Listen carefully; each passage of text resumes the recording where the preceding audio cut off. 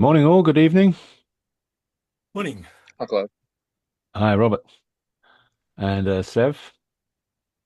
We have Alf. Alf, you know this is going to be uploaded publicly. So I know. How many people did you have watching it last time? It goes up to about 30. So, Oh, that's not bad actually. Fair yeah, enough. yeah. Put away. But I might step back or whatever. Okay, How are you? okay. Busy as ever. Hi, Um, Sev. we found a place to move to. We're going to live in a rented place down near Southampton in about a month. All right. Yeah, yeah, yeah. We missed you last time, Robert T. And I'm sorry. Yeah, then that's true. And you weren't here to because people were talking about you, and I felt uncomfortable because you weren't there to answer back. Oh, I But haven't seen it. What were they talking about? something about the posts that you were making. Um, Well, um, I'm cartoons. you're a pretty thick-skinned guy, so I see some quite interesting dialogue going on about planetary darkening, Robbie, between you and people like Robert Chris and so on. And that new diagram, the new graph showing the Yeah. darkening is quite instructive. Yeah, well, I'll put up an even better version of it in the meeting today. good. Bruce? Hello, Good afternoon, Bruce. how are you doing? Good. I think you're going to be speaking with us today. Is that right? Yes, I am finally ready. Great. Hey, And thanks for your tips. I've shortened it, made it a whole lot better. It was great advice. Excellent. Thank you. Yeah. Yeah. I've watched so many of these, Bruce, and that's right. So yeah, got to make your get your message across in a short amount of time. Yeah. Right. Yeah. Okay, so it's 9 o'clock. It's time to begin. So do you want to go first, Bruce? Sure. I'm ready. Yep. Well, we'll just put you on the. I'm making the list Right. now. Yep. Right. Bruce Pete. So what's it going to be about? Um, Carbon budgets and CO2 pathways. Okay.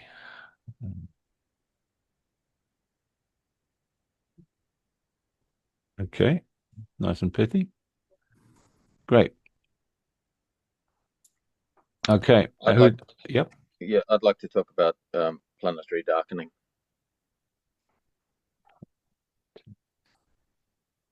So yeah, I think we were saying last time that it depends where you're looking from. If you're looking from space, it's getting brighter. If you look from underneath, it's getting darker.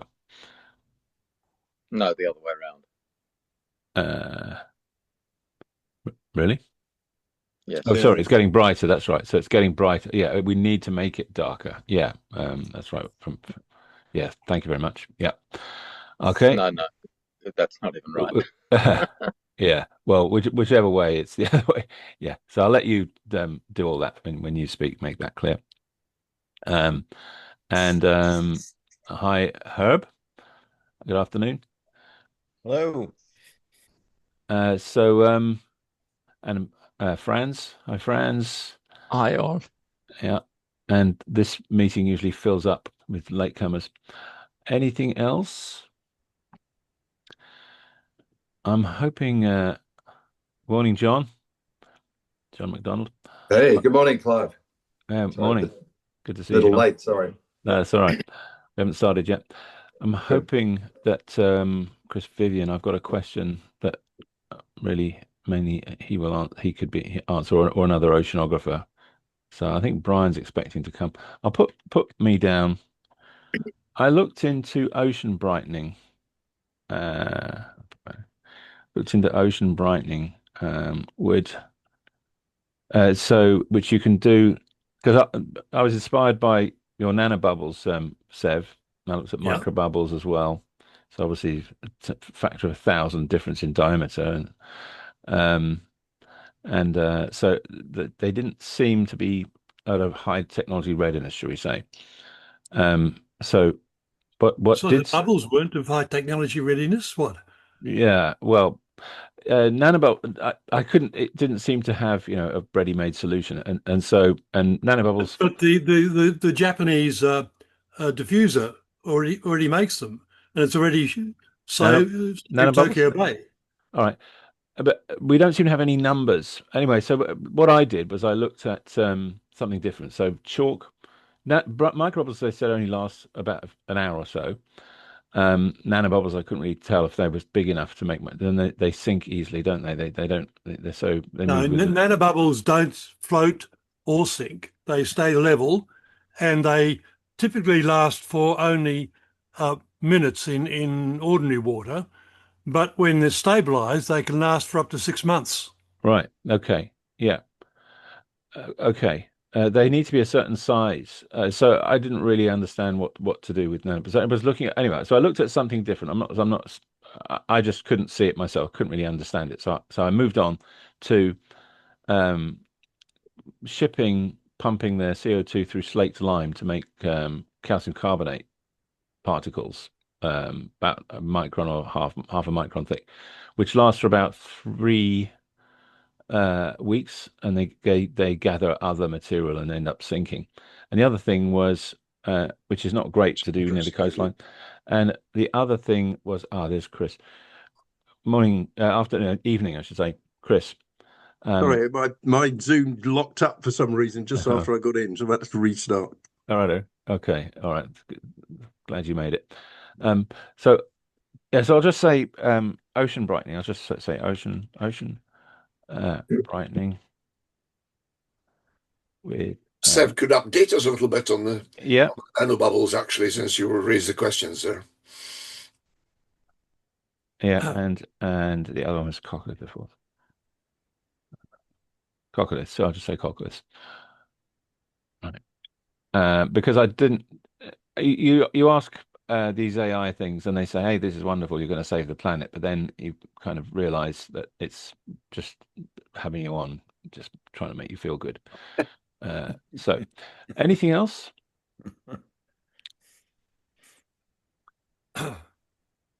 We could go with those. Let's go with those. Okay, because I think Bruce, you could speak for 90 minutes on this by the sound of things, and my email was saying make it shorter.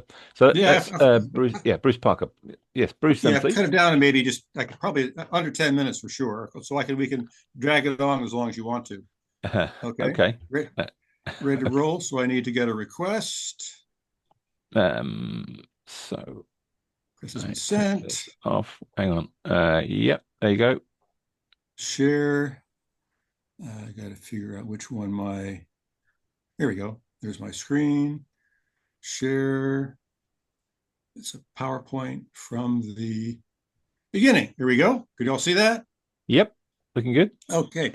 So what I'm going to discuss this afternoon, is a revised carbon budget, which one of the new one has just come out, and its impact on potential CO2 emissions pathways. An article published in June of last year analyzed the climatic changes that have occurred since the IPCC released their post-2019 carbon budget. Things such as the temperature spike in 2013, 2023, and a few other things, in addition to albedo. So they've come up with a new carbon budget. And this is a, oops, daisy. I got the names along here. Let me get rid of this. Let's see the whole thing. So, for example, they calculated the carbon budget for the beginning of 2025 through 2100 for a 67% chance of limiting the temperature increase to 1.5 degrees was about 80 billion tons. That's a lot smaller. I think in 2019, it was about 400 billion tons. So it's dropped dramatically since then because of all the changes. What I then did was took that chart and made it to a post-2025 IPCC carbon budget. And so this gives you, for the temperature increases from 1.5 to 3 degrees, the various carbon budgets for the various percentages. So since revised budget allows 1 year of CO2 emissions, we're now down to a CO2 budget going forward from 2025 to 39 gigabillion tons, which means we basically have no carbon budget left. I don't think many people realize that. Right. Sorry, can I just ask this temperature increase is by when? Because we're already at 1.5, aren't we? It should be in 2100. Oh, 2100. So, and who's saying this? IPCC? No, this is IPCC had an earlier budget. This is these Sorry, people. sorry, that's yours. That's right, yours. I'm just trying to understand this. Yeah. I base it on this report back here, which came out of June last year. They revised the budget to this. Right. So can I just come here? I just want to make sure we understand these numbers, these percentages and whatever. So let's look at this one. That's fine. This is yours. You've updated this then. Right. This is your update that you've done. This is my update to the update. Right.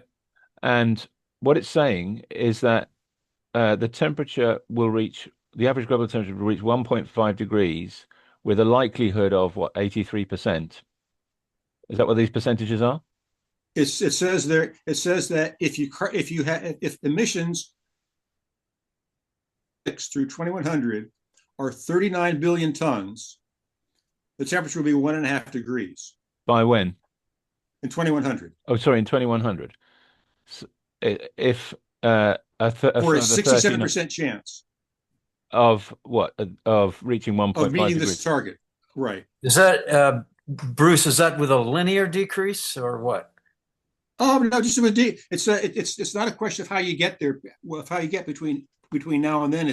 But if you get to 2100, and you have added 39 billion, and you had cumulative emissions of 39 billion tons from 2026 on, in 2100, the temperature increase will be 1.5 degrees. Right.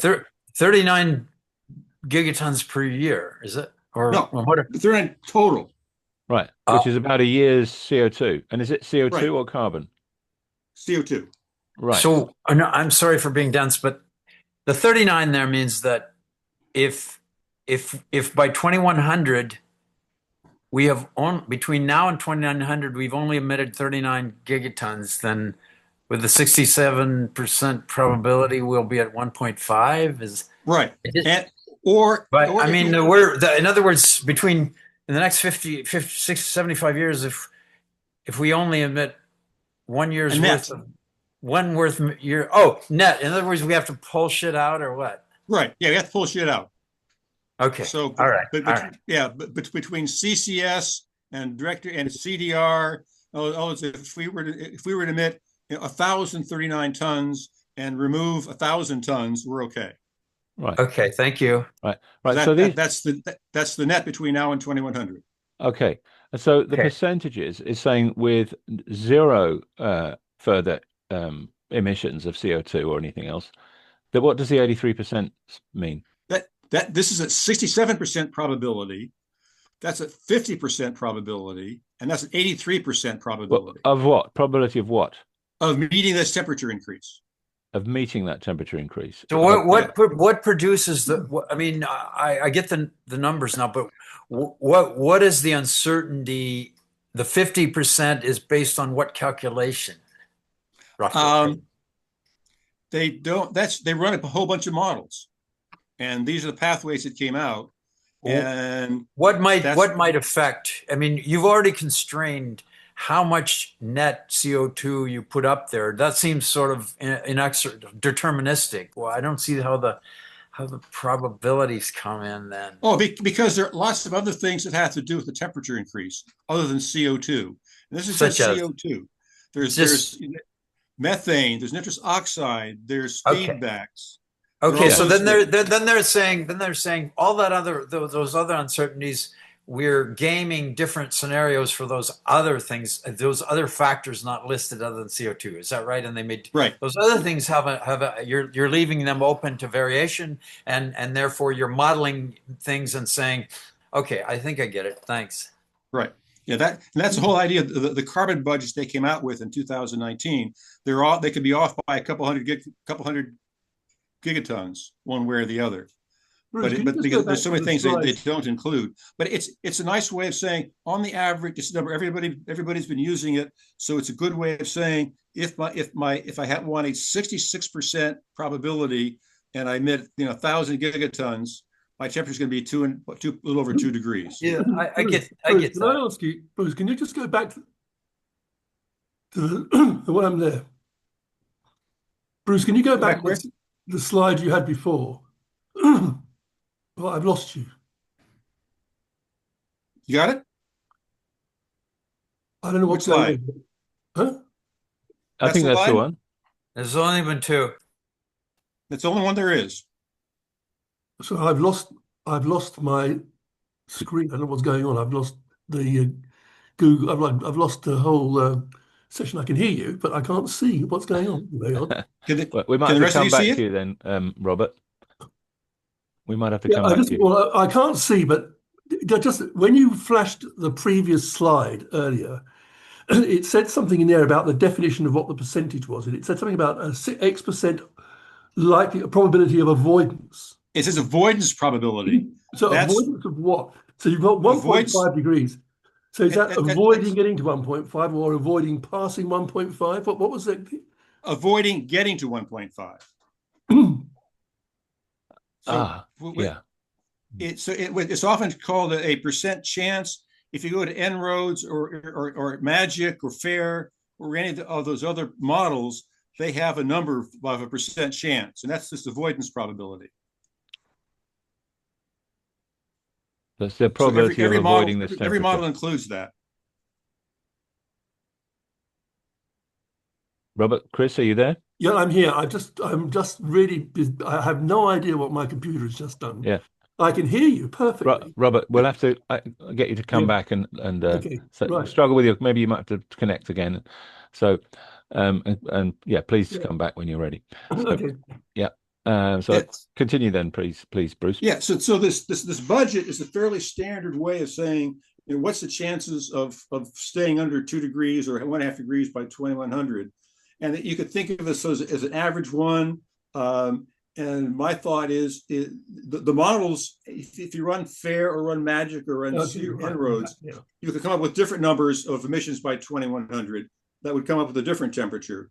But this is what the models have done, and to me, this is a standard way. By using these numbers, I'm using what the IPCC average models are for a temperature increase. So I don't, and because of this, by using these numbers, I don't need a model to tell me how much the temperature is going to increase in 2100. I can say, according to the IPCC budgets, if my emissions are 1,000 gigatons, my temperature is going to be a little over 2 degrees.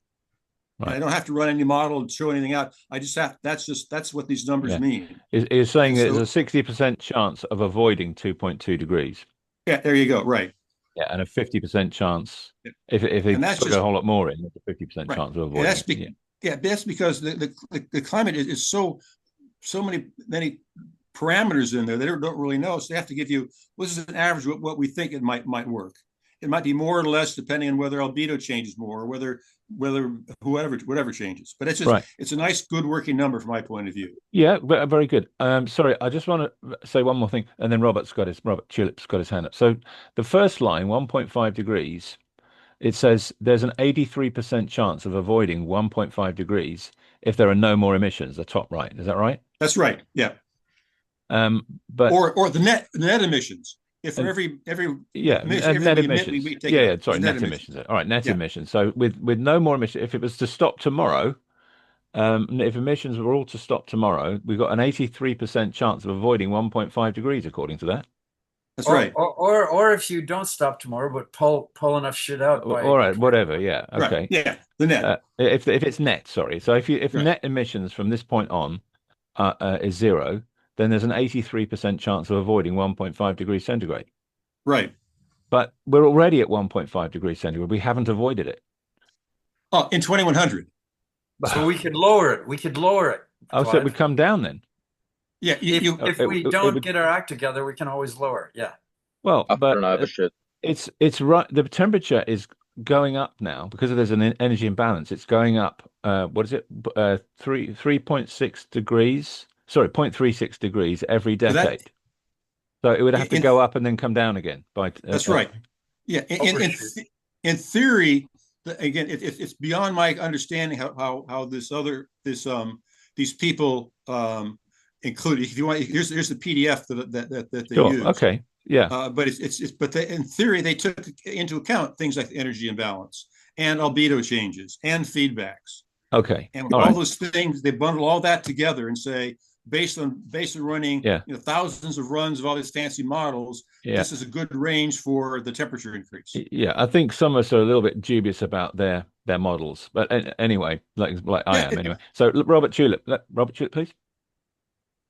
Thank you, Bruce. Look, I think it's helpful, but what I'm interested in is the bottom numbers. These to understand the annual greenhouse gas emissions in CO2 equivalent, you would divide these numbers by 75. And no. That's if you're going to do it annually. This is net. Yeah. So the assumption is. I understand that, but that's what I'm interested in. I'm interested in because, like, at the moment, we've got an annual number of around 40 or 50, depending on how you factor in equivalence.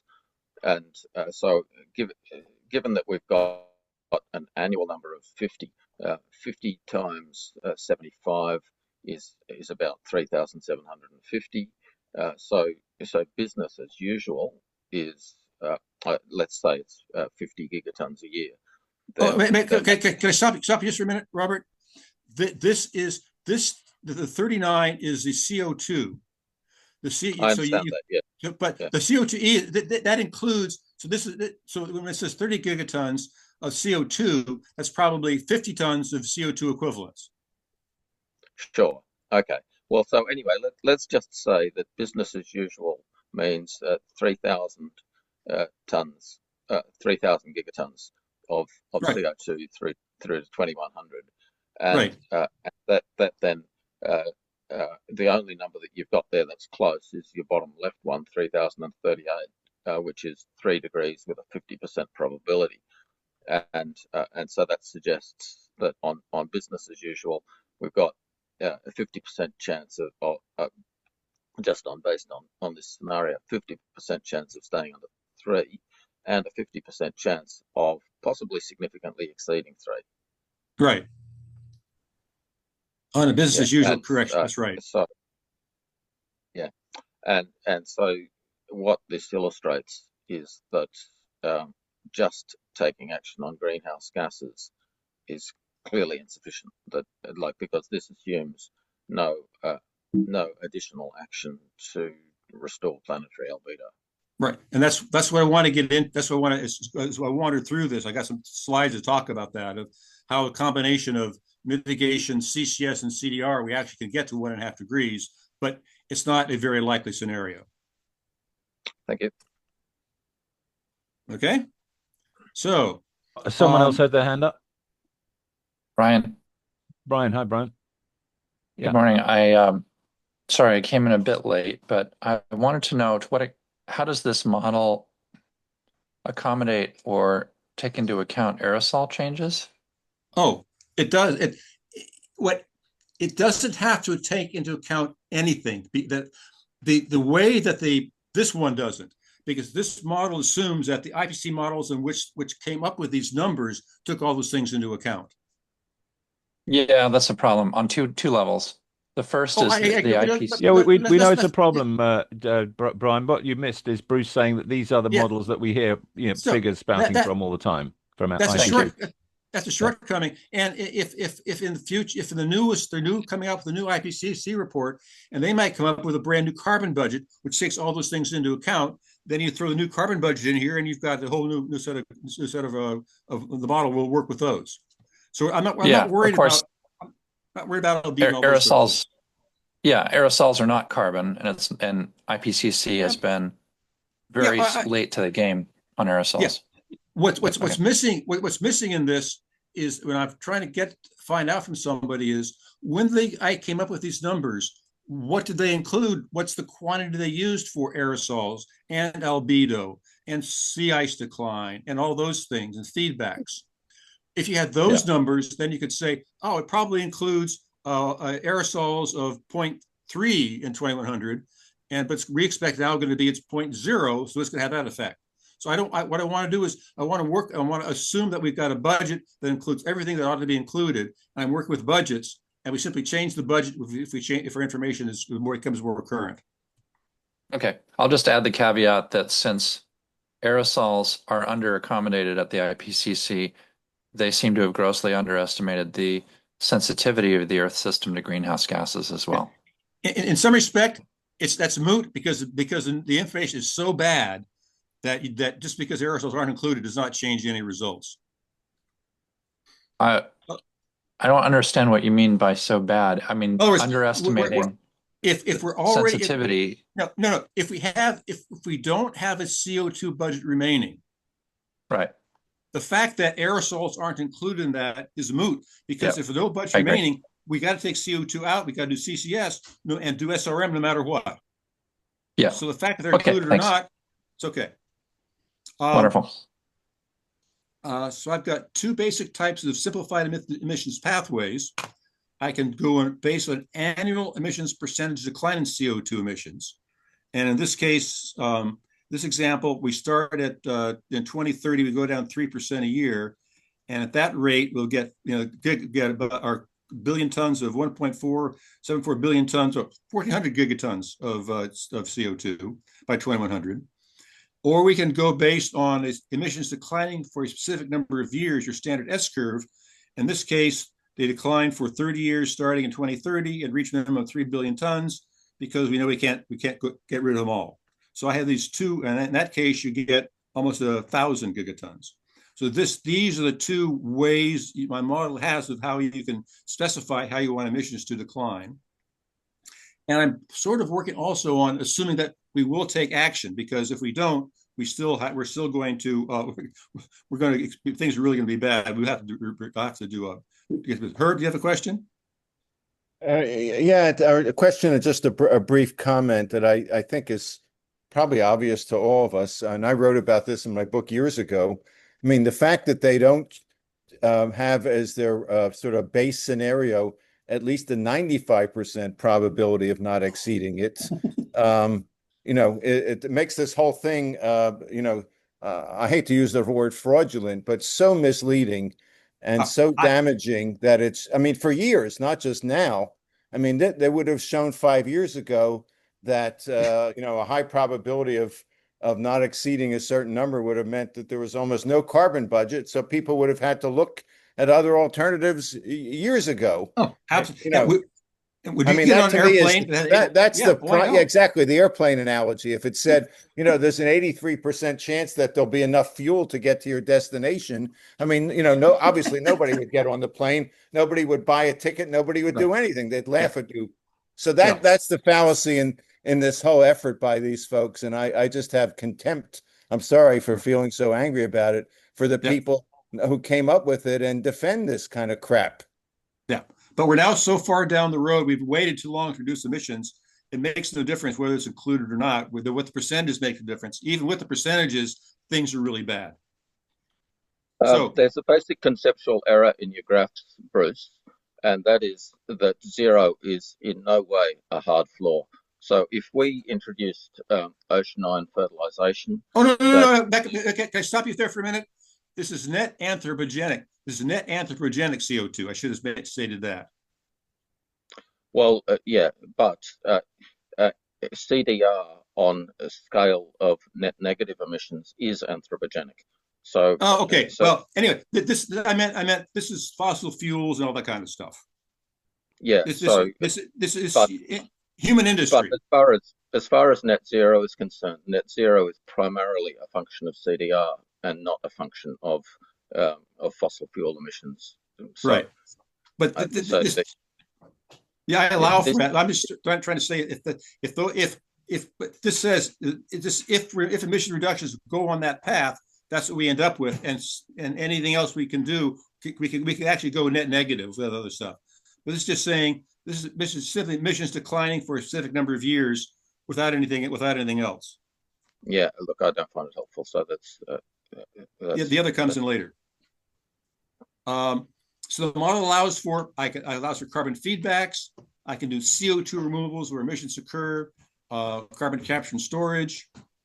I don't use CDR because what I do, based on the user-selected desire of the temperature increase, the model calculates the quantity of CO2 that must be removed from the atmosphere in order to meet the carbon budget. So rather than saying I'm going to include ocean fertilization, yada, yada, yada, I say, how much of that do we need? And now we're talking about your model. Is that right? Right, my model. Yeah. So, okay. So if the model's available, I've got more to do.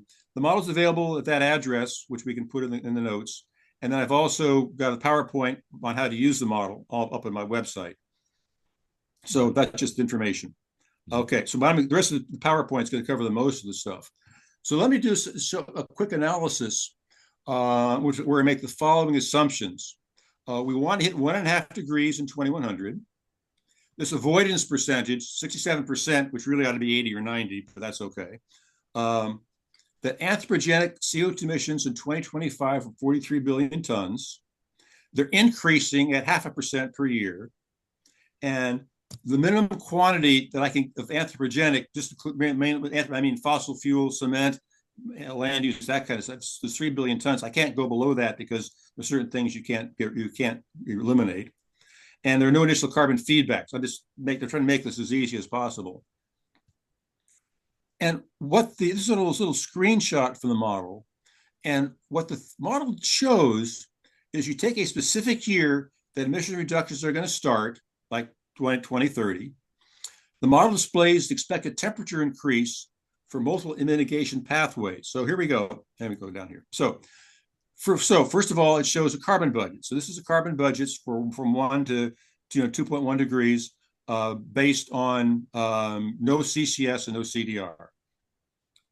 This then, if I reduce my emissions by anywhere from 3% to 8% per year, these are the corresponding cumulative emissions from that.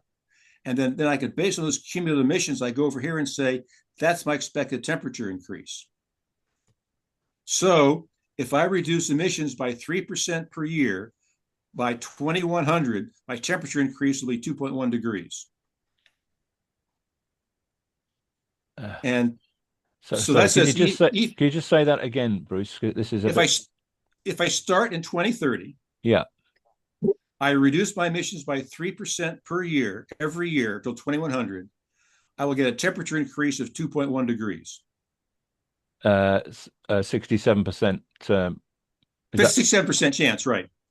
Yeah, of avoiding more than 200. And you don't pull any carbon out. Not yet, right? Not yet. That's if I don't pull carbon out. That's correct.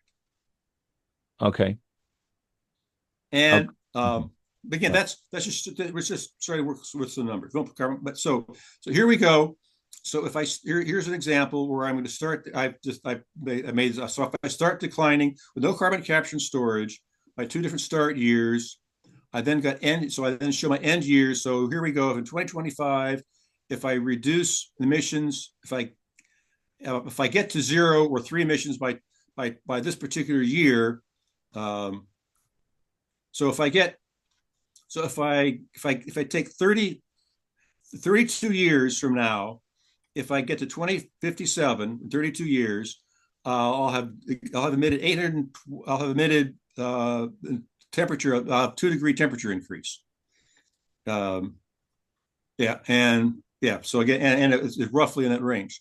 So this tells you that you have a quick look which says, well, I'm starting in 2025. Depending on what my ending year is for my emissions, that's what it takes to. I can see if I want to hit 1.8 degrees, I've got to get to 3.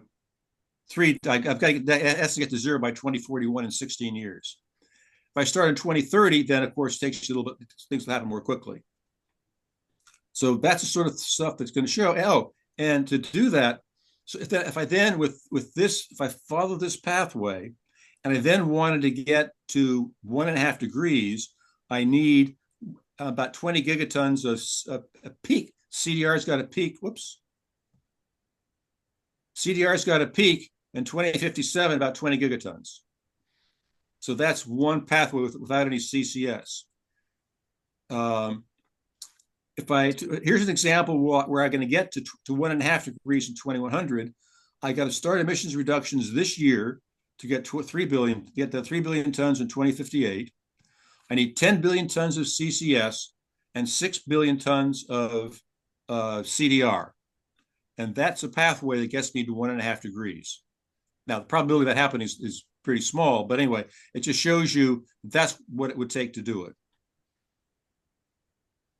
Yeah, and this is a graph which shows the baseline, shows the CDR and one of the CCS in one color, CDR in another, and the net in one other color here. That's just how you get there. Right. And can I just again make sure I understand this? So this middle column is saying start in 2025, anthropogenic emission reductions. Because you had one before that said you could reduce emissions by 3% a year. Yeah, that's two different ways of doing it. Right. So this is a different way of doing it. So this is not looking at a constant percentage reduction. Right. This is in essence, I get to net zero by 2058, 33 years from now. Getting to net zero. Okay. So or in this case, mm-hmm. in case 3, in essence, net is close to net zero. Right, essentially down to net zero in 33 years, and that produces a temperature increase by 2100, 67% of avoiding of 1.7. Then is it? Right, Agreed? but if I could, but that's yeah, but I guess that's 1.7 here, but then I can use CDR. I can take CO2 out of the atmosphere 6 gigatons annually to get down to 1.5 degrees. 1.5. Okay. Oh, okay. So that's what you have to add to stay at 1.5. Right. Per year. Right. Starting in that's CDR starting in 2045, peaking in 2075. Okay. Starting and peaking. Okay. So what's this 6.5? That's a peak value. In 2075, it's going to peak at 6.5 and stay constant until 2100. Okay, so that's when it peaks, right? That's what it peaks at, right? And that too. So it peaks at 2058, does it? At 6.5. Peaks at 2075. Oh, peaks at 2075. So what's this emission reduction start? And okay, so that you got emission reductions.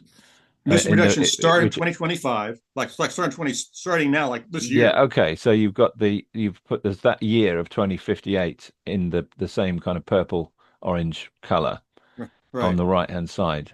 So that's a kind of summary saying you've got your emission reductions there over 33 and CDR years. starts there, and that gets me to net zero. That gets me to 1.5 degrees. So what are those emission reductions then? What are the emission reductions? That's going to be the emissions reduction. It starts in 2025, goes down such that by 2058 it's zero. So that's this is your reduction. Right. So the graph shows you the emission reductions. Right. Oops. So it's the graph that shows those emission reductions between 2025 and 2058.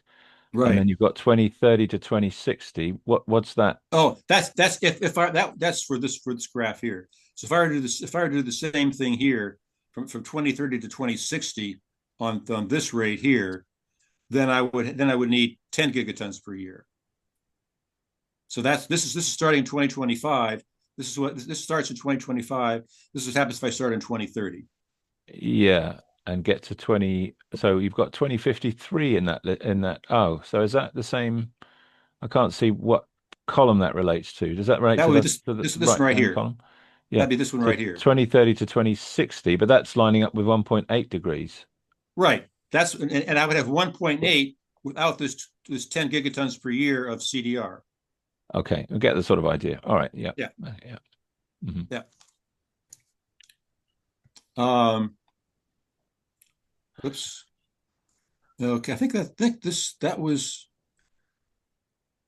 Oh, and again, that was with the N percentage. Now this is where you got back to the. I'll get to you in a second, Ron. This is the last slide I've got. Basically, this says if I were to reduce emissions by 3% per year, starting immediately, then then and 10 billion tons of carbon capture and storage by 2100, then I'm going to peak it. Then I will need 20 gigatons of CDR per year.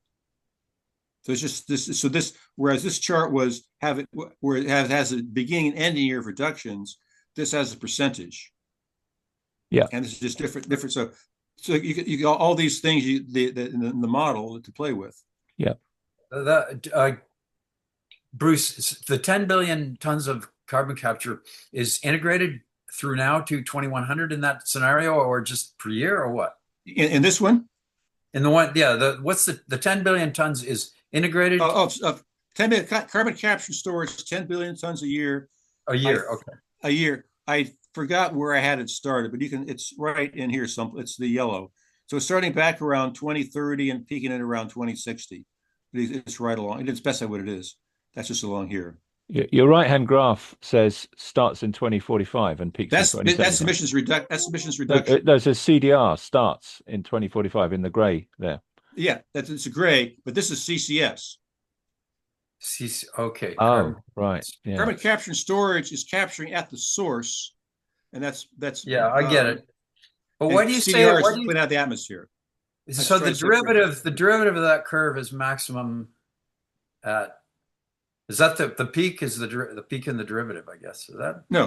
The CDR says I start off. Let's see, CDR is red. I start off here in 2045 and get down through to 6.5 in 2075. That's my CDR right here. Can you just explain something to me, Bruce? The emissions line, do I understand correctly that the emissions are going down to zero by 2058? Right. And the carbon capture and storage is getting up to 10 billion tons by 2100. Yeah. Yeah. By 2060 or something. By 27. How do you do CCS when you've got zero emissions? Well, because CCS requires emissions. Of course, you can't do carbon capture and storage if you're not emitting. Well, can't you have a power station that collects everything? But that's not. Yeah, because that's carbon capture and storage, but that's not. But so it's then irrelevant then. Robert, I don't think that's correct. Well, what you're effectively doing is it's kind of you're not comparing apples and apples here because your emissions line gets down to zero because some of your emissions are being offset by the carbon capture and storage. So what you need to do is your emissions line here needs to be as much above the zero line as your carbon capture and storage line is below it, so that their net position is zero. You can't have the emissions coming down to zero and then the CCS below zero because there'd be nothing for the CCS to capture. But I mean, his Robert, his yellow curve stops. It levels out at 2057. He's not doing it. It levels out at 10. It levels out at 10. Yeah, that's not necessarily. Let me throw one thing out there at you. That could be, according to the AR6, it could be BECCS, where I'm burning biofuel and storing it. I think that you're working hard. I think you need to look at that again. To me, it doesn't make any sense. I don't see how you can do carbon capture and storage when you're not burning fossil fuels. Because you could do carbon capture and storage because you're burning biomass and you're capturing the CO2 and putting it in the ground. But the curve, I mean, Robert, the curve does go level at 50. The integrated curve goes level at 2058. So no, but the yellow curve goes level at -10. But okay, right, I get it. Yeah, but there are other. If interesting thing, if you look at the IPCC data, that's exactly what they have. They have CCS way above the emissions. Yeah, but I don't think what you're doing works in that context because the emissions, when you're counting emissions, you don't include the CO2 emissions are fossil fuel emissions. It's fossil fuel. It's not biofuel. because that's being recycled. That's not adding to the atmospheric carbon. It's the fossil fuels that are adding to the atmospheric carbon. I think you need to look at it again, because I'm coming at this from completely fresh, but it looks to me like you're double counting here, and that you need. If you have forests pulling carbon out of the air, Yeah. and then it gets captured when you burn it, then that's a net reduction. That's a net. It's taking CO2 out of the air. Yeah, but it's being recycled over a matter of decades, because that's what forests do. Well, how does it? Yeah, but you're still taking it out, because the leaves fall on the ground and they decompose, and the wood gets burned and all that stuff. But burning a log or burning coal both produces CO2. Okay, fine. I've said what I want to say. It's fine. Yeah, and thought needs to go into that. He's looking at it in, but if you're happy with it, it's your work. Yeah. You go with it. Yeah, but it needs some thought to explain either how it works. It's something I overlooked, and it needs a description of to why this is right or why this is wrong. Mm-hmm. I'm not sure that it's wrong, but it might not be. Anyway, so that's basically it. The question. Bruce, we've got Ron with his hand up as well. Did you want to speak, Ron? Oh yeah, thank you. Sorry, I was on my iPhone. I can never get that to work right. So Bruce, thank you very much for this. And I wish what I think what would be what we really need is modeling of the fat tail that Herb was talking about, right? The risk. That's what I'm worried about is the more we use these kind of average numbers, 67%, whatever it is. The more, and it's the IPC strategy. I mean, I don't know if it's a strategy, but it's what ended up happening is that it lends a level of comfort that shouldn't be there. We should really be focusing on the absolute catastrophe if something happens in the fat tail and that less than 5% or less than 10%. I'm sure I'm just repeating stuff that everyone here knows. But I wish is that those of people like you and Robert and other people that are sort of doing these approximate models would do the models that are missing, which is look at all these other infrastructure where we're building in 1,000 years reliability into bridges and in aviation getting the risk down to infinitesimal levels and so forth. I wish anyway, but very low levels. That's what we should be doing the same with climate change, because it's that kind of a thing. It's the kind of a thing there where the fat tail is what we should really be concerned about. So that's my only comment. I mean, I know this is probably helpful for a lot of people, so I don't want to pan. I think it is a contribution for sure, but what I wish your talents and efforts and others would I'd made the same point at the AGU. Actually, I got up with this hat and I said I'm from economics. We forgot about the fat tail, and all of my profession has egg on its face, except for the radical economists like myself. But that's the same thing here. Like you've got to stop this. You've got to look at the risks, not the averages. Yeah. I mean, I'm sorry. It's all right, Ron. Fair enough. It's a fair point. Yeah. I think Bruce is trying to get us almost like not rub our noses, but get us clear on exactly what the IPCC is saying here, so that we can see all, like as you've just said, Ron, that what Jim Hansen calls the hopium that's built into this. This is just fantasy that these things are going to happen. That CDR and CCS and all that kind of thing is going to happen, or that emissions are going to get reduced. This is how they're saying the planet is going to be saved, and it's just fantasy, because it isn't going to happen. This is a slide which I took continue, out. Please, Bruce. Yeah, this is a slide that I took out because I didn't want to get more into the weeds of discussion. But this is what I'm thinking is how do you spark a discussion? What's the maximum acceptable temperature increase in 2100 that people will want? Are we willing to live with 2 degrees, 3 degrees, 1.5 degrees? What are we willing to accept that? What carbon budget would provide that chance of hitting a temperature increase? What's a realistic CO2 emissions pathway % per year? How I really don't know. What's a realistic maximum that we'd be willing to spend to do that? What are cost curves? CDR is horribly expensive. What are realistic CDR implementation pathways? What's a good upper value on CCS? So my guess is if you were to sit down and to come up with these numbers for these things, you would find out that we have to do SRM. I don't have to worry about with the fat tails. I don't have to worry about aerosols. I don't have to worry about anything else. I've got enough information by coming up with these to say, hey, CDR and CCS ain't going to get the temperature we want no matter what. So yeah, I understand what you're, and as I said, it's useful. Everything we do in that regard is useful. Most of the people we're talking to, I think, already know most of this, but as you say, it's good to get it out in more clarity and so forth. What my last comment is just, if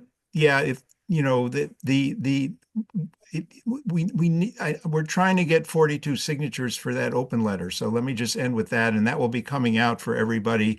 It's really important because the Siegert et al., where they say it's a waste of time even doing research into geoengineering, just got these massive numbers of signatures, co-authors on their letter. And so just to have a counterpoint to that, I think would be quite important and useful. And I will be chasing after some of the luminaries in the sort of geoengineering fellow traveler world to try and some people have expressed support, so I hope we will get some signatures other than the HPAC obvious people that we have. Well, Great. thank you. I mean, I should Ron? say we have right now. Maybe Anyway, we'll have you at the end saying that some will more be about coming. that, Ron. It's just an advertisement. Yeah. Yeah. Thank We'll you. have you at the end on that. So I've got this pathway. So the question is, how do we go forward? Do people want to work with me? And how do we make this website where all the things I showed you I can do in here, and I've got other information and so how do we put together a comprehensive something that shows where we're headed? And because this website enables you to change the various, go from 50 to 67%, change all these numbers and calculate all the graphs. We've got this basic stuff. How do we show people, how do you know what the maximum temperature is? How do you know what a reasonable pathway is? So I try to show something here in CDR where I've got the costs and how much it's going to cost and some stuff. And how do I present information so people can say, gee, what's a good number for CCS? Your carbon capture and storage costs. So I can figure out what's going to cost. Here's CDR. Here's the cost. What's it going to cost? I don't have any costs here yet. What are the impacts going to be? What else have we got? What's the pathway? So there I found this on pathways. Reduction rate percent, 4% reduction is a very aggressive World War II level mobilization. So if you go into the pathway, you need to be looking at 2 and 3% reductions per year. If you got more than that, it ain't going to happen. And therefore, since we can't do more than 4%, therefore it's not going to work. And how do we take this thing forward? Yeah. My suggestion would be to start with a page, the landing page that people see is something pretty simple with maybe about 3 different options, of maintaining like 1.5 degrees, a 67% chance of avoiding 1.5 degrees by 2100. And one of them is 3 different ways of doing it, something like that, Bruce. Okay. That's a good idea. And showing the graphs and the costs, and then maybe a couple of buttons or something to say, look at another way. What's likely to happen, or, and then some likely scenarios is, business as usual, what it's going to be, and then saying, a few bullet points of what that looks like to reach whatever 4 degrees. By 2100, what's sea level rise? How many communities are underwater? How many millions or billions of people have to migrate to somewhere else? Have to move? I mean, it's very difficult to do, but people have made those kinds of estimates. To keep it really, really, not too much to look at. That makes these big points, and then have links to getting into the weeds, so that anybody who wants to check it. If you want to explore it further, you can come to this website and do all the stuff you want. That's a good idea. Right. Because you have people like Raymond, what's his name, Pierre Humbert, saying that geoengineering is a terrible, terrible thing because it's not perfect, because it's just not the same as reducing emissions. But then, the chance of reducing emissions, or even if emissions are reduced, and as you're saying, all these other things like CDR and whatever, um, are so costly and so unlikely to happen that it's going to be so much worse. Maybe something saying, another option, including SRM, Right. and they the effects of that as well, but nothing like as bad as, the temperature is stabilized, but there are imbalances. It's not the same. Some people are still hotter and some people whatever, but the average temperature is kept to 1.5. Right. And this is why, certain climate scientists don't like it. It's definitely not good. It would be better to reduce emissions, but here are the costs, Yeah. and here's what would have to be done. You have to have a series of tabs for various sorts of things to look at various things. Yeah, that's a good idea. I can work on something like that. Okay, great. Thank you. Herb, please, and two other people. Herb? Yeah, just to build upon what you wait a minute. Just to build upon what you said, Clive, I see you have a tab, Bruce, that says impacts. I noticed it very quickly. Have you filled that in, or is that I see you haven't, right? No, I've got that. If I can go, I have a little bit of, I like some help on that. Yeah, because as Clive said, that's really critical, obviously, and challenging and contested. But I mean, there are obviously lots of sources, particularly now. I mean, in addition to the IPCC reports, you have the actuaries report that recently came out, and the tipping points report and so forth. I've got a little bit, if I can have to get rid of that. Here, consequences. Here you go. I've got it started at consequences. But again, this is the sort of thing where I've put something together. I'd love to get some help in putting together a page and links and that kind of stuff. That shows, how But I mean, is it your intent to link the impacts to the temperature so that, if we're doing this scenario that leads to this temperature increase, I mean, that's to me, I mean, and the IPCC does that. I mean, in the AR6, here are the lists, as you know, and I think we all know, here are the lists of projected impacts at 1.5 and 2.0. What I had there years ago, oops, where was that? About scenarios, consequences, background. What I thought, what I was really looking for is something which says a table, impacts and tipping points of various things, and then a comparison of scenarios where you've got various things going on, impacts and tipping points. So I've started putting some of that together. But again, I'd love to get some help doing that and coming up with reasonable charts. And again, we need this to talk to people. Exactly. We need working papers, and who's willing to help with these working papers. Okay. All right. Well, we're all here listening. We need to move on soon because we've only got just over half an hour, and Robert's no doubt got some. Again, I appreciate any comments anybody has to keep this thing moving. Yeah. So, does anyone have time? To put forward? I mean, I think you and Robert Chris have got you've done a lot of great work, the two of you, and so I'm short of time, but I can do these meetings and can say that you reach a much, much bigger audience if you keep it really simple and just say the main points and say the things that they're not.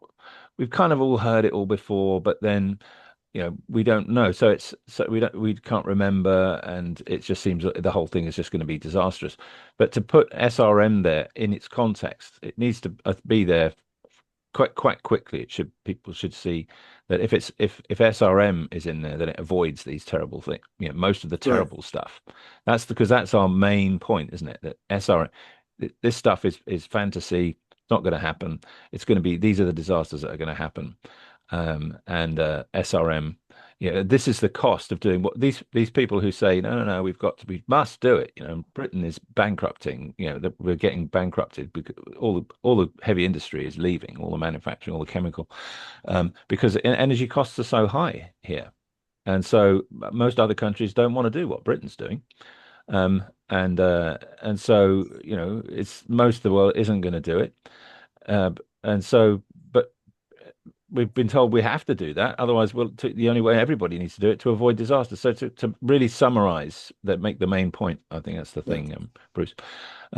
Robert, Chris, and so quickly, Robert and one other person, and then we need to get on to Robert Tulip, please. So Robert, Chris. I could just a couple of quick points. I just have a quick check whilst you've been talking, and I think I am right that the annual fossil fuel emission, when we talk about 40 gigatons of CO2 emissions, it's the fossil fuels. The biogenic CO2 is not included in those figures.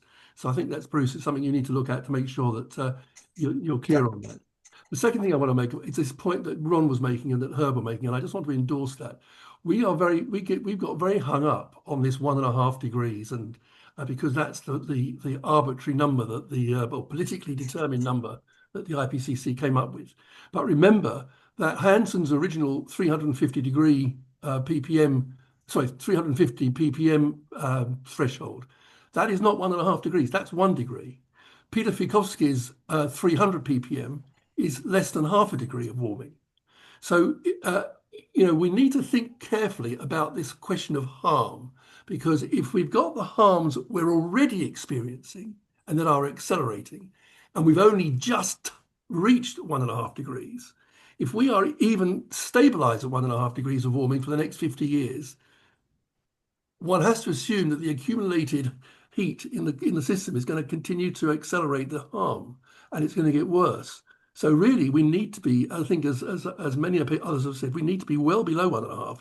We need to be aiming at 1 degree max, possibly even less. And that, again, kind of emphasizes the figures that that Bruce has been talking about and makes the point even more clearly, because it makes it it makes it inescapable that you can't do that kind of stuff without SRM. And the other critical point, the last point I just want to make, is that we tend to focus about this 1.5 degrees and the overshoot. Well, 3 degrees or 4 degrees or whatever the number is. We shouldn't get so hung up about the top number. The thing that's important is the area under the curve, not the height of the curve. So warming of 1.5 degrees for 200 years is probably a lot more serious than warming of 3 degrees for 20 years. And we need to kind of get that clear in our minds. And one of the things that's really quite critical when we're talking about these short-term projections up to 2100, we need to see how the peak, how that trend goes, and whether we're getting to a peak and then coming down quickly, or whether we're getting up to this 2 degrees or 2.5 degrees, whatever it is, and it's staying there for a long period of time. And the timing of these peaks and their duration is quite critical. Okay, thank you, Robert. Thank you. Who else has got your hand up? Greg. I've got my hand up. Greg Slater. Yep. Can I go? Yeah, quickly, and then we'll move on to Robert Tulip, please. All right. Thanks, Bruce, for all your continued work. Do you regard this as an extension of the previous versions of your software, or is this sort of an adjacent thing? First of all, just trying to understand what your strategy going, your development, is this essentially subsume your prior one or expand upon it, or what? Yeah, I think I want to subsume a little bit, because the other ones we required models and data from IPCC and this, that, and the other, and this just uses a carbon budget. It's a different approach. It uses different numbers. You still got the others out there, though, right? Oh yeah. That's why I got a brand new URL, everything for this one. So we're going to get. Yeah, I mean, I think it's great. I think technical words are great, but it is the case that at least speaking for myself, it does take a while to grok what you're up to, and I'm maybe not the brightest bulb, but I have been looking at this stuff and thinking about this stuff. So putting this out there this is a real problem that you know, and everybody knows, but it's a problem to put it in a way that people can, general can understand and and use as a tool. And but you obviously understand that. And, yeah, Clive is a good point to make it. Have a landing page was straightforward. Here's how you get there, and then take it from there. If you want more complicated ones, you can run the model. Right.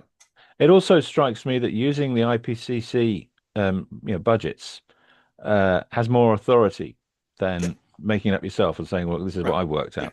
If it's the IPCC, then more people will stick with it, even though your model is probably very good. Might be better. But that's why that's when I stumbled across that. I said, oh my God, that's the way to do it. This has more authority. Yeah, great.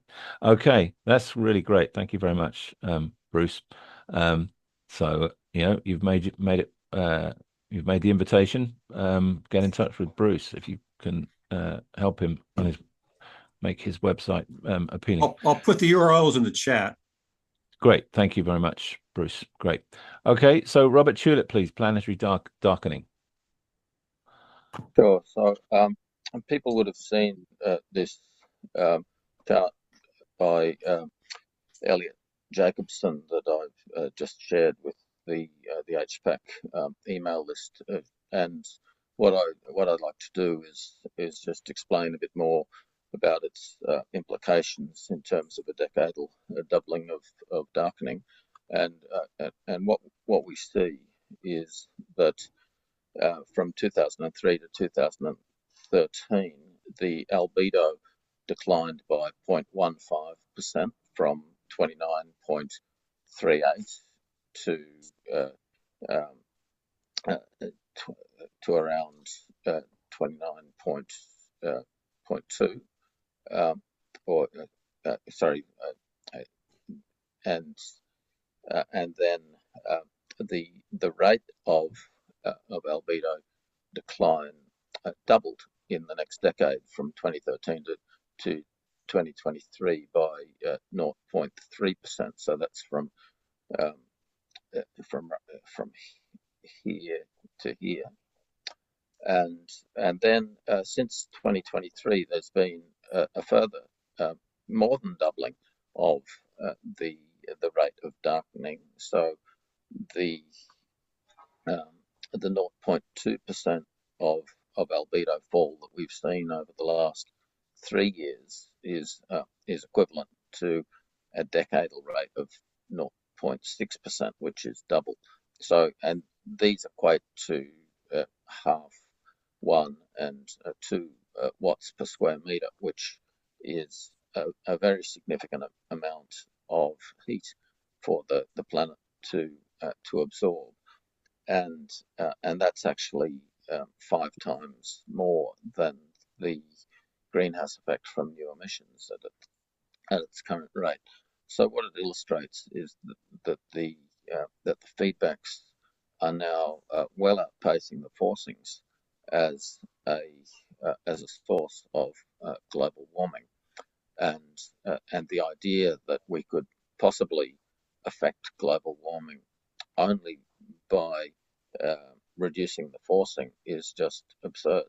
So there's a real need for a paradigm shift in climate policy to give total focus to albedo as the most urgent problem, because if we don't give a total focus to albedo, then I can't see what's going to reverse this accelerating trend. It's a bit like an avalanche. Once it's picked up speed, it just keeps getting faster. And so the underlying drivers, of course, are emissions, but there are questions about what are the main factors, and obviously there's been a lot of focus on the shipping sulfur. Yeah. But isn't the driving the temperature increase, Robert? The average temperature increase? So the temperature increase and the darkening of the Earth are closely coupled. Well, isn't the darkening the loss of loss of clouds, isn't it? And that's loss of clouds is that, due to the high sea surface temperature, isn't it? well, that's 60%, and then a further 10% is um, loss of snow and ice, and 30% is from the aerosol changes. So Shipping. Yeah. that was what James Hansen said in Okay. his article on the acceleration. Yeah. And so so we've so that loss of clouds causing 60% of this darkening of the Earth is something that's really been understudied. Like Celiadis at NASA and Loeb at NASA have written some good articles, but very academic and very difficult to read.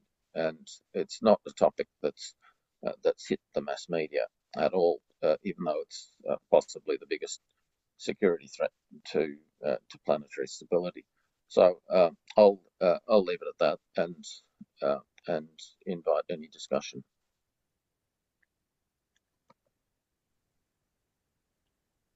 What's been going through my mind, you just see it on the wherever they're talking about Greenland these days. Of course, we've got hearing about how Greenland's going to be invaded and things, because they want apparently to take out the rare earth minerals, which is a bit dubious anyway, because you've got mine tailings anyway. But they're just saying, well, and the increased security threat because it's all going to keep melting. It's as if they've just accepted it.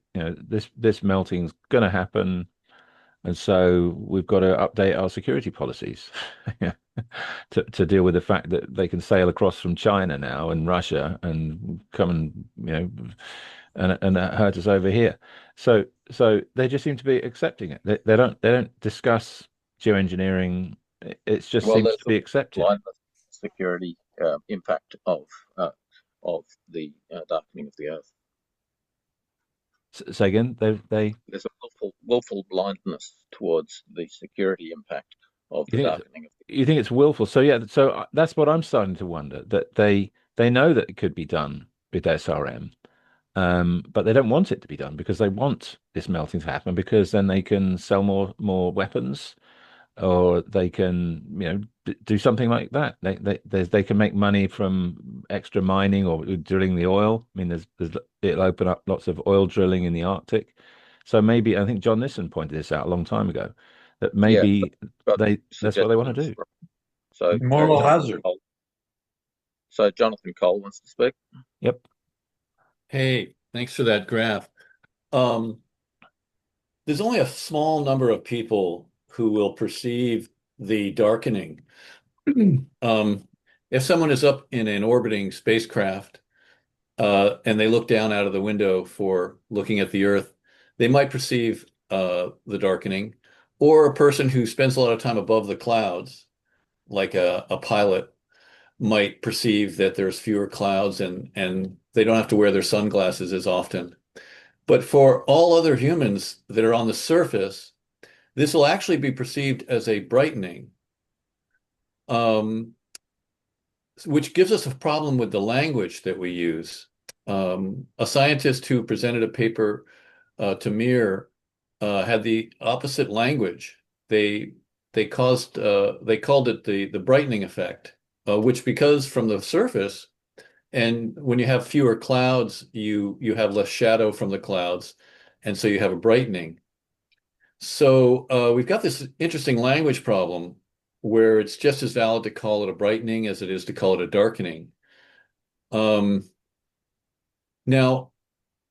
we also need to have an independent gauge of damage that comes from it, such as lost acres of cropland or something else. The idea that gaining or losing brightening has a value or has will gather attention from people is kind of not true, because they have to see how it translates into either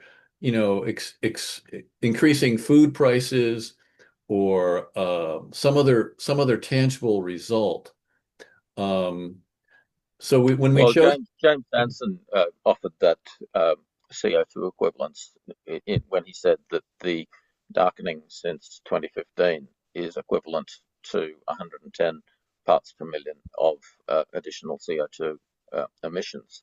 And so, like, if people are concerned about about greenhouse gas emissions, then it can help to see the equivalence.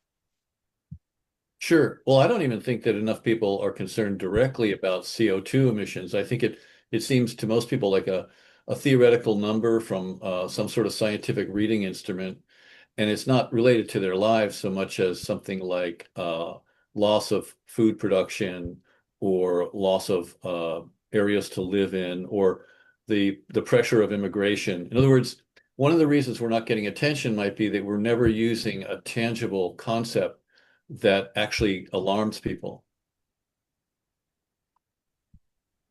Let's go on to Greg Slater. Yeah, thanks, Robert, for your presentation. Could you put your graph up there once more, please? I just wanted to speak to it for a second.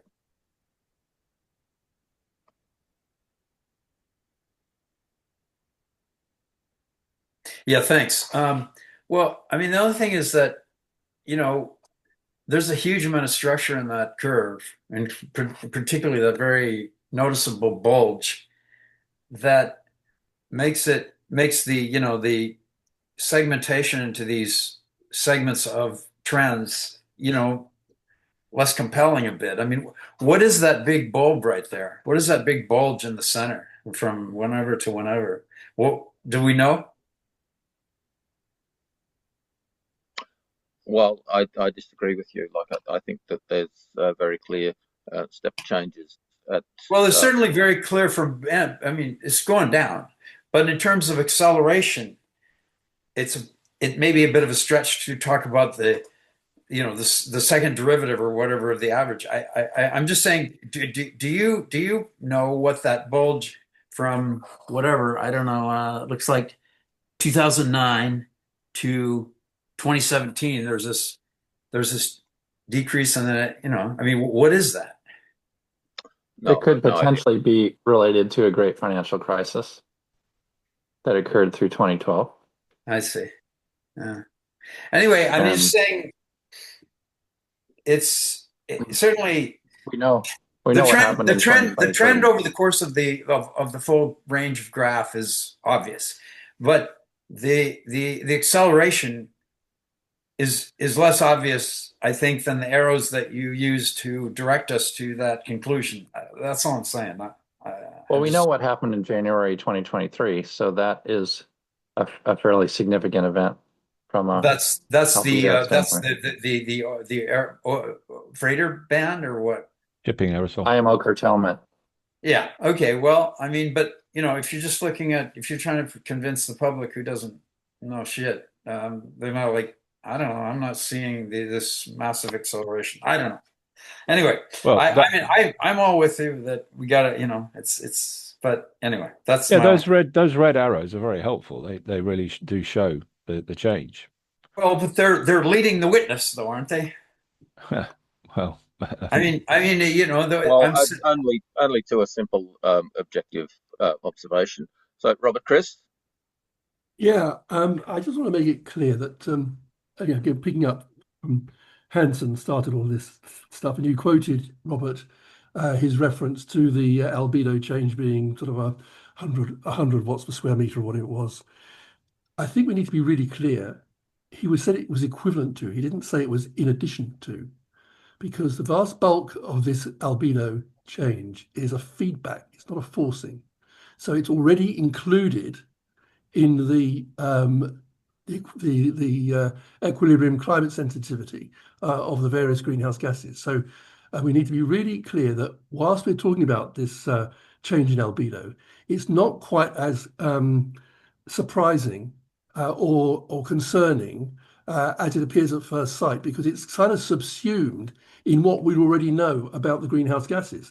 And the issue that Hansen raised was that by claiming that the equilibrium climate sensitivity of carbon dioxide was around 3 degrees, what they were doing was they were underclaiming it, because it should have been more like 4.5 or even 5 degrees. And the corresponding other side of the equation was that the aerosol forcing should have been much higher. And if you provide for those changes, it kind of explains a very large part of this albedo change. So I don't think we need to kind of get concerned that suddenly, because albedo has changed, hey, we've got a whole new problem. It isn't a new problem. It's the same problem, just manifesting itself in the way that climate science tells you it's going to manifest itself. So that's kind of confirmed. Let me finish.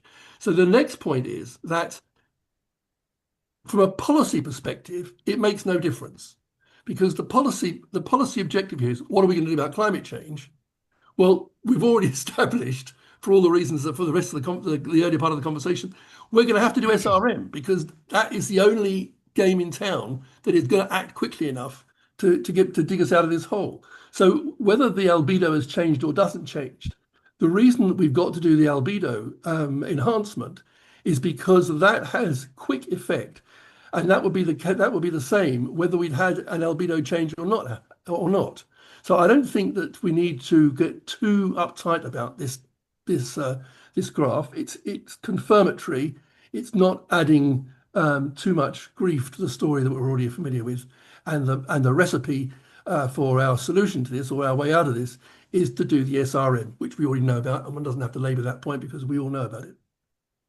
Well, very few people are familiar with the sensitivity analysis that Hansen has done. So, like you seem to be presenting that as some sort of new consensus, when Hansen is a pariah and an outlier as far as the IPCC are concerned. They systematically censor his work. So this information is essentially banned from public view. So presenting it in simple, clear format is helpful. I think you're far too complacent there, Robert. So we'll go on to Franz. I was going to say something similar to what you were saying, Robert. In a sense, what that's doing is promoting Jim Hansen's point that you can expect albedo to change as the temperature goes up, because it is a feedback. And here it is. So you could actually say, look, here's what Hansen has been saying. He's been called a pariah for saying this. And look, it's right there in front of your eyes. This is what's actually happening. This guy should not be a pariah, and so on. Yeah. Thank you. Yeah, Franz? I wanted to say, if you look from the satellite on the globe, you see the continents in lighter color than the sea. Sea is always black. Only the where you have phytoplankton, it may be a more greenish or something lighter. But acidification also, and on continents, people look, they see no difference in the clouds because continents contain and produce a lot of cloud condensation nuclei, and therefore there are much whiter clouds as on the sea. On the sea, the clouds are made from the DMS, that's a sulfur compound, and by ammonia, and both of these chemicals are going down because phytoplankton suffers from acidification and from stratification. It suffers from feeding, from fertilizing. And acidification reduces also the ammonia emission from the ocean to the atmosphere, because the acidity binds it as ammonium and stops any ammonia emissions. Yeah. So we have a black ocean, and the clouds are becoming more and more transparent and less less reflective. Reflective. Yes, Yeah. that's, I think, is the reason, and we must make water clouds on the ocean and look how we can do this. And then we must learn from nature how is nature doing this, and this could be a way to stop this curve going down. Yeah. And because even ocean temperatures at the surface, they agree, are extremely rising also. And I think iron salt aerosol, adding ferric chloride to the oceanic atmosphere, is possibly the best single intervention that we could do. And so I'd encourage people to see the conversation that Brian and I just had with Peter Fikowski and Meta Spencer about iron fertilization. I just wanted to share this, which I think is a really important diagram. These boxed areas cited by the University of Washington, where the big cloud banks, low cloud banks, are held in place by air inversions, but the clouds are mixing with the inversion, and they're turning into fluffy cumulus instead of the large banks. And these cloud banks really need to be preserved as a primary planetary tipping point in my assessment. So thanks, Franz. Yeah, Great to see yeah. you. And Franz and I, and there's another guy, Paul Stanzel, trying to quantify this about the amount of, because ammonium sulfate, that's that's what it is. That's and it's a stable CCN that's been there for millions, if not billions of years. And it's a food additive. It's non-toxic. That's what could be produced by we think special purpose vessels in just those areas you put up, Robert. They're not, unfortunately, they're not shipping lanes, most of it. So you'd have to have special purpose vessels. We're running out of time. Herb, please. Yeah, briefly, shifting away from science for a minute to geopolitics and motivation.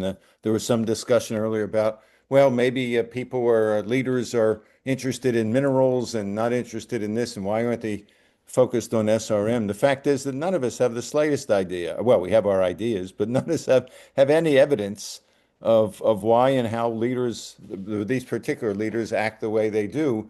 And you could do, at least conceptually, a very simple project to interview the chief advisors, particularly the science and climate advisors, to some of the world's major leaders, off the record, anonymously, however needed, to begin to get some insight into what are the motivations, what is the level of knowledge these people have and don't have. Because until you have that knowledge, it gets back to, if any of you saw the email that I sent earlier today in response to the comments made by the two Roberts about theory of change. I mean, you need to have some theory of what and how you get change, rather than just going into a dozen different directions, which is what we've been doing more or less the last few years or so. And the last thing I'll say is, and in order to do that, and to do other similar kinds of projects to gather information and influence people, you need, a major NGO that supports the kinds of things that we support. Robert, Chris, and I, as I've written a couple of times on the list, we tried a couple of years ago to get Dave King to support it. We got close. We thought we did, I think, for a little while, to intervene with some major funders to put something like that in place. But right now, there is almost no advocacy organization with any international clout that's consistent with what those of us on this list are proposing, and we can't wait a whole lot longer before we try to find a way to create one. Yeah. Well, that's all true, Herb, but I would say that so the argument on theory of change that I'm presenting in my forthcoming book on sunlight reflection and with an albedo accord is that it's the commercial industries who face big financial hit from global warming. who are the key constituency, and in particular insurance, banking, agriculture, tourism, and others. And so what's required is a dialogue with those sectors in order to encourage them to fund an advocacy lobbying campaign, like for them to see that that SRM is in their commercial interest, and that governance for SRM needs to be pro-capitalist rather than communist. And that means on the model of the Montreal Protocol as a way of delivering it. And so that's a further major paradigm shift in climate thinking. And once again, it's an albedo accord would effectively serve to substitute albedo for carbon as the climate focus. I mean, obviously recognizing that carbon is the long-term driver, but the prospect of actually doing anything about emissions, I would say, is minimal, and trying to change that is entirely counterproductive because it just creates political polarization and paralysis. Yep. Well said, Robert. I think you'll get backers for, I can see not everybody agrees your albedo accord, but I'm sure you'd get some pretty heavy backers. It would also be wonderful if you and Bruce Parker and Robert Chris as well with their models. Bruce has got it's going to be online, so that's a big bonus because it's very accessible. Nobody has to sort of download and run anything. So it'd be great if you could again collaborate Robert with Bruce. But for that to be available, for you to be able to reference that in your book would be wonderful, Robert. So people could actually go and look at the evidence. They could see it for themselves. It's not just you, waving a flag on your own. That there's others who are saying the same thing. Okay, let's leave it at that. Thank you, everyone. We've had our time. Look forward to, and this is going to be put up publicly, so feel free to share it, share the link, not the email, but share the link with anyone you think would be interested in seeing us speak. And see you again in a couple of weeks for the unlisted one. So have a good couple of weeks, everyone.